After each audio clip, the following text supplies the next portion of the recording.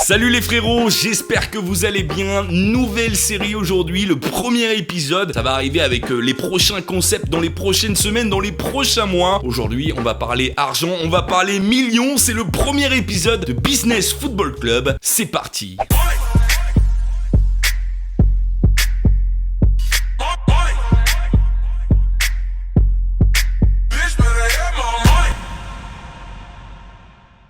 Comme vous l'avez vu dans le titre, aujourd'hui, dans ce premier épisode de Business Football Club, on va parler du fair play financier et surtout du cas Paris Saint-Germain qui fait énormément parler en ce moment. Et vu les commentaires que je vois sur Facebook, Twitter, sur les sites spécialisés de football ou même les bêtises qu'on peut entendre sur les plateaux télé, voilà, je voulais faire une petite vidéo pour vous expliquer vraiment ce qu'est le fair play financier et si, oui ou non, le Paris Saint-Germain peut se faire sanctionner. Je rappelle, avant de commencer les frérots, que je ne suis pas supporter du PSG. Bref, on commence.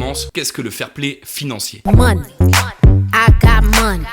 À la fin des années 2000, Michel Platini, alors président de l'UEFA, a une idée afin de régler les problèmes financiers des clubs européens, leur dette étant évaluée à plus d'1 milliard d'euros à cette époque. Il décide alors de créer le fair play financier, qui a pour but d'améliorer la situation financière générale du football européen. Lancé en 2010 et en vigueur en 2011, il touche alors tous les clubs qualifiés pour une compétition de l'UEFA. Au départ, le FPF visait simplement les clubs qui ne réglaient pas leurs factures aux autres clubs, aux joueurs ou aux impôts. En 2013, le FPF est un petit peu modifié et c'est alors qu'il vérifie l'équilibre financier des clubs. En d'autres termes, vérifier si un club ne dépense pas plus qu'il ne gagne. En réalité, les clubs peuvent quand même dépenser plus qu'ils ne gagnent, mais dans une certaine limite, 45 millions entre 2013 et 2015 et 30 millions par la suite. Si un club ne respecte pas ces limites, il est alors susceptible d'être frappé par les sanctions du fair play financier qui sont la mise en garde, le blâme, l'amende, la déduction de points, aucun bonus lors de participation aux compétitions européennes, l'interdiction d'inscrire de nouveaux joueurs sur la liste de ceux qui participeront à la compétition ou même une limite de ces joueurs ou encore l'exclusion des compétitions comme la Ligue des Champions ou l'Europa League mais aussi le retrait d'un titre. Plusieurs clubs ont déjà été sanctionnés par le FPF dont le PSG, Braga, Kiev, Monaco, Fenerbahçe, le FC Astana, l'Inter, le Sporting Portugal, Beşiktaş ou encore Malaga et l'Étoile Rouge de Belgrade qui avaient pour les deux derniers été exclus des compétitions européennes. Pour éviter certaines sanctions, l'UEFA s'assoit souvent à la table avec les clubs pour négocier et permettre aux clubs de se remettre sur la bonne voie sans sanction.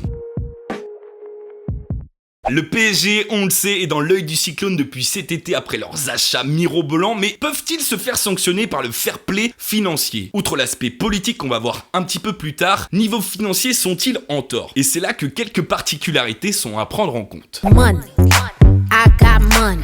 Premier point à prendre en compte, c'est que le montant des transferts est divisé par le nombre d'années de contrat. Le PSG a donc acheté Berchiche, Neymar et Mbappé cet été. On va prendre le cas de Neymar le plus connu. Malgré que la clause a été achetée après un montage financier complexe et qu'il ne rentre pas dans les comptes du club de la capitale, l'UEFA va tout de même très certainement le prendre en compte dans son enquête. Neymar a donc coûté 222 millions aux Parisiens pour un contrat de 5 ans. Il faut donc diviser les 222 millions par 5, ce qui fait que le Brésilien coûte 44,4 millions d'euros par an, plus son salaire de 30 millions, soit 74,4 millions par an hors prime. Autre exemple, Berchiche qui a été acheté 16 millions pour un contrat de 4 ans va donc coûter 4 millions d'euros par an au PSG. Financièrement, bien sûr, il coûte 16 millions, mais comptablement, il coûte 4 millions d'euros par an. Et c'est bien l'aspect comptable que vérifie l'UEFA avec le fair play financier. Les Parisiens doivent maintenant chercher à augmenter leurs recettes chaque année pour pallier à l'augmentation de leurs dépenses par an. Et heureusement pour eux, à voir si cela suffit, mais ils ont plusieurs leviers pour y arriver. De par le contrat avec Nike qui devrait passer de 25 à 75 millions d'euros par an et le sponsor maillot qui devrait passer de Fly Emirates à Qatar Airways, là encore avec un montant doublé passé de 25 à 50 millions. La vente de maillots aussi, 30 à 40 millions d'euros supplémentaires par an. Tout ça bien sûr par le fait de l'arrivée de Neymar et Mbappé qui permet de créer un trio offensif très important sur le côté marketing avec Cavani, même si Mbappé devra bien sûr encore faire ses preuves. À moyen terme, le club de la capitale a vu les investisseurs qui arrivent en Ligue 1 et la venue de joueurs de plus en plus importants dans le championnat de France espère une augmentation à moyen terme des droits télévisés. Toutes ces augmentations de recettes sont bien sûr dans le plan du Paris Saint-Germain de rentrer dans le cadre du fair play financier des 30 millions de pertes autorisées par an. Mais même en rentrant dans ce cadre du FPF, il pourrait se faire sanctionner et on va voir tout de suite pourquoi. Money.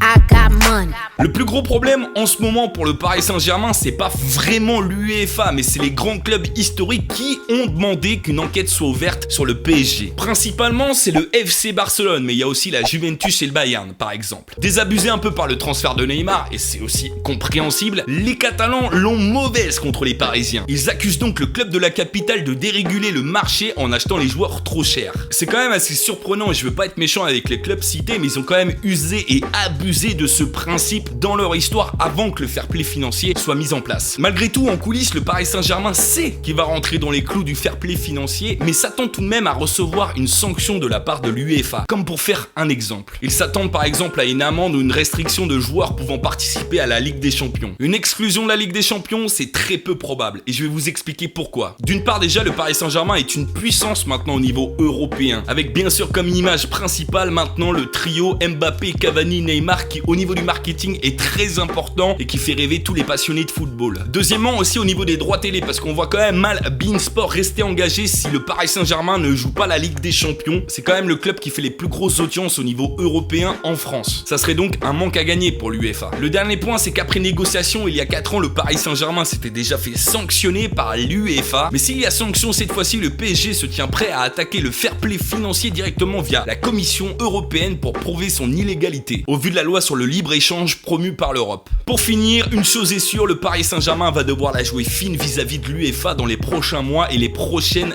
années. Surtout que celle-ci veut réformer le fair play financier pour le rendre plus complexe à détourner. Voilà les frérots, le premier épisode de Business Football Club est terminé. J'espère qu'il vous a plu. N'hésitez pas à me dire dans les commentaires. Bien sûr, d'autres séries vont arriver. J'espère qu'elles aussi vous plairont. Moi, je vous dis à jeudi pour une nouvelle vidéo. En attendant, belle soirée à vous les frérots. Tchuss.